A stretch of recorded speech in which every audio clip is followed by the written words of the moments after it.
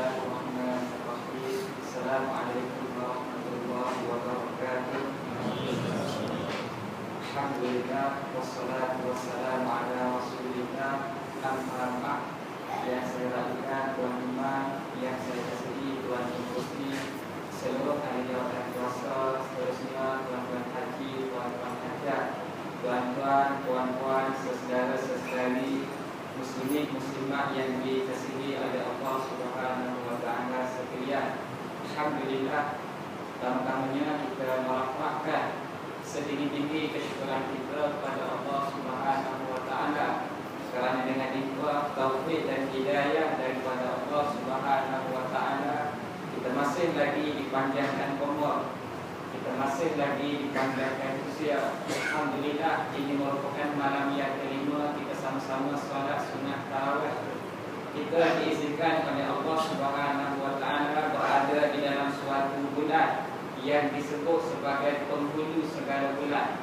Tuan-tuan sedang hadirin sekalian, bila mana kita membelit sedikit tentang latar belakang nabi-nabi dan rasul-rasul, bilangan nabi-nabi dan rasul-rasul entah berapa puluh ribu, berapa ratus ribu. Dalam banyak-banyak bilangan nabi-nabi dan rasul-rasul, dia ada seorang penghulu yang kita panggil seorang ketua, seorang leader, seorang komander yang kita panggil sebagai Sayyidul Mursalin, iaitulah Nabi kita Muhammad sallallahu alaihi wasallam. Bila mana kita membelit bilangan para malaikat, dalam banyak-banyak bilangan para malaikat Allah Ta'ala, entah berapa ratus ribu, entah berapa bilion, dalam banyak-banyak bilangan para malaikat itu ada seorang ketua, ada seorang penghulu yang kita sebut sebagai Jibril alaihissalam, ataupun setengah daripada kita dia panggil dengan panggilan Jibril. Tak apalah, yang paling penting ada penghulu. Dalam seminggu yang kita duduk hari-hari, bilangan hari 7 hari dalam seminggu, dia ada seorang penghulu juga yang kita panggil sebagai hari Jumaat, yang digelar sebagai Sayyidul Ayyam. Maka begitulah dalam setahun kita hidup, ada satu bulan yang orang panggil sebagai penghulu segala bulan, yang mana kita sudah berada lebih kurang 5 hari dah, tuan-tuan. Ketika mana 5 malam yang lepas, kalau kita belik sekejap, ketika mana Tuk Bila, kalau di Kelantan dia panggil Tuk Bila, kat sini kita panggil sebagai muazzin. Ketika mana muazzin melakukan azan membesarkan kalimah Allah, Allahu Akbar, Allahu Akbar, bermaksud kita telah melangkah ke dalam satu era yang kita panggil era Sya'ban, melangkah masuk ke dalam bulan Ramadan, yang mana sama-sama kita berdoa kepada Allah Subhanahu wa taala. Imam kita dia berdoa kepada Allah dalam satu doa yang sama-sama kita baca, bermula daripada Rejab lagi. Allahumma barik lana fi Rajab wa Sya'ban wa ballighna Ramadan. Lepas berlalu Rejab, imam kita baca separuh pula, Allahumma barik lana fi Sya'ban wa ballighna Ramadan. Mohon kepada Allah supaya Allah sampaikan kita ke dalam penghulu segala bulan. Dan kita pada malam ini sudah berada, tuan-tuan, sudah malam yang kelima. Saya rasa tuan-tuan di sini insya-Allah akan ada tazkirah hampir setiap malam. Jadi saya tak mahu memanjangkan, orang panggil memanjangkan bicara, menguraikan kepada tuan-tuan tentang kelebihan-kelebihan pada bulan ini. Cuma saya nak kongsikan dengan tuan-tuan beberapa amalan yang sesuai, yang saya sendiri dan tuan-tuan sekalian kita boleh pakai amal, kita boleh pakai buat, kita sama-sama buat, tuan-tuan. Dalam banyak-banyak amalan yang kita sudah buatlah. Jadi saya sekadar ingatkan balik pada malam ini, ada 5 amalan utama yang patut kita jaga pada bulan ini. Yang pertama apa dia? Yang pertama, kita patut jaga dari sudut membaca Al-Quranul Karim pada bulan ini. Sebab apa? Kerana pada bulan ini adalah bulan di mana turunnya Al-Quran. Dalam surah Al-Baqarah yang imam kita baca, Syahrul Ramadan alladzi unzila fihi al-Quran hudan lin-nasi wa bayyinatin minal huda wal furqan. Bulan ini adalah bulan yang mana diturunkan Al-Quran. Maka kita sama-sama yang pertama, kita perbanyakkan membaca Al-Quran Jangan kita tinggal. 2 malam lepas saya kuliah di Masjid Faizin di Kepung, tuan-tuan. Lepas kuliah biasalah dia jamu penceramah dengan goreng sikit lah. Kat sekolah kita ni pun ada tuan-tuan lepas ni. Lepas makan goreng sekejap, lebih kurang 5-10 minit, kita pun masuk balik nak patah pergi Abakar selipas kita nak balik. Kita masuk ke dalam masjid. Sebab masjid dia besar, masjid dia luas, kita nampak beberapa tumpukan manusia. Dia buat kumpulan untuk mengadakan tadarus Al-Quran.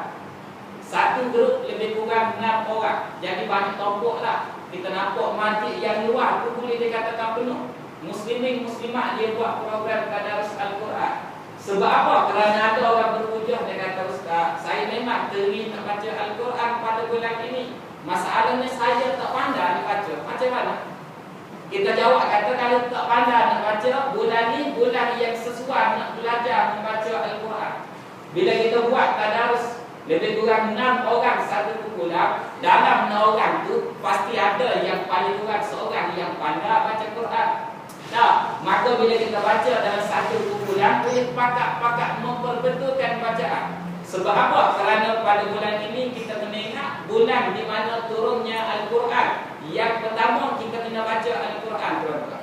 Saya sendiri dan tuan-tuan sekalian. Yang pertama. Yang kedua, amalan yang patut kita tengok, patut kita ikat, patut kita lihat, iaitulah dari sudut amalan solat berjemaah kita.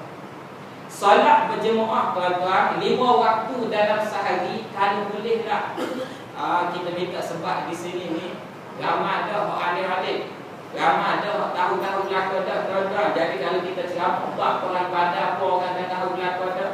Kalau kita sebut tentang kelebihan-kelebihan pada bulan ini, ramai ada ustaz-ustaz sebut. Jadi kita minta yang kedua, kita jaga solat berjemaah kita. Kerana kita duduk rapi, biasa setengah-setengah daripada orang kita ni dalam 5 waktu solat dia tertinggal satu waktu. Waktu apa abang? Iaitulah waktu maghrib, tuan-tuan. Kalau pada bulan-bulan biasa, waktu solat maghrib lah paling ramai sekali orang. Sebab dalam 5 waktu solat tu, subuh paling besar sekali pahala, Isyak nombor 2, Zuhur nombor 3, Asar nombor 4, Maghrib yang kelima. Bukan kata Maghrib tu pahala dia kurang, tapi banding dengan 5 waktu Maghrib yang paling sedikit. Sebab tu Maghrib paling ramai orang boleh datang. Tapi pada bulan ini, waktu Maghrib lah waktu orang tak ada, tuan. Sedangkan kalau kita ambil kira, dalam 30 hari dalam sebulan, Nabi SAW menyebutkan kepada kita, ada satu malam yang dipanggil sebagai malam Lailatul Qadar. Nabi sebut apa bila sahabat tanya, "Wan ya Rasulullah?" Bila ya Rasulullah? Nabi kata, "Lu carilah sendiri." Nabi tak sebut. Bermaksud dalam 30 hari ada malam Lailatul Qadar. Bila bermula Lailatul Qadar? Bermula ketika mana azan maghrib sampai azan subuh. Jadi kalau dalam sebulan kita tak miss solat maghrib secara berjemaah, walaupun malam tu kita tak boleh qiyamul, tetapi kita mendapat barakah solat maghrib, solat isyak, solat tarawih, solat witir pada malam Lailatul Qadar, walaupun malam tu kita tak sempat bangun qiyam. Tapi kalau contoh kita tak sempat solat maghrib berjemaah, bermaksud kita rugi satu waktu lah, tuan-tuan. Yang mana Nabi sebut satu waktu amalan yang wajib digandakan sebanyak 70 kali ganda. Tambah lagi kalau pada malam Lailatul Qadar, tuan-tuan kira dah berapa banyak pahala Allah nak bagi. Yang kedua. Yang ketiga, tuan-tuan, sebab masa tak banyak, lebih kurang 2 jam sahaja pada malam ini. Yang ketiga, kita perbanyakkan berdoa kepada Allah. Orang kita ni dia tahu tak, waktu berpuasa adalah waktu doa mustajab. Cuma orang kita ni dia sedikitlah, bukan kata semua, sedikit sahaja yang sedikit terkeliru. Dia berdoa ketika mana waktu nak berbuka puasa sahaja. Allahumma laka sumtu wa bika amantu wa ala rizqika aftaltu. Itu baca seorang. Kalau kita baca ramai-ramai kena tukar ganti nama. Allahumma laka sunnah. Dia baca waktu berbuka puasa sahaja. Walhas sedikit keliru di situ. Memanglah waktu berbuka puasa, waktu doa mustajab. Tetapi kita kena faham, orang yang berpuasa, selama mana dia berpuasa bermula daripada terbit fajar sampailah terbenam matahari, adalah waktu itu adalah waktu doa mustajab kepada Allah. Bila-bila masuk, anytime, everybody, bukan everybody tu tak, everybody boleh doa pada Allah. Tak ada masalah. Bila-bila masa kita boleh doa pada Allah, sebab doa kita pada bulan ini adalah waktu doa yang mustajab. Tuan-tuan tanya pada saya, kalau macam tu Ustaz, kita nak doa apa pada Allah? Imam kita baca doa tadi kan? Allahumma inna nas'aluka ridhaka wal jannah wa na'udzubika min sakhatika wan nar. Itu doa yang kita baca ramai-ramai. Tapi dalam ramai-ramai ni kita nak minta satu doa sahaja. Selain daripada tuan-tuan doa untuk peribadi kita, kita doa juga tuan-tuan untuk satu doa, kita berdoa untuk kemenangan Islam khasnya di bumi Malaysia ini.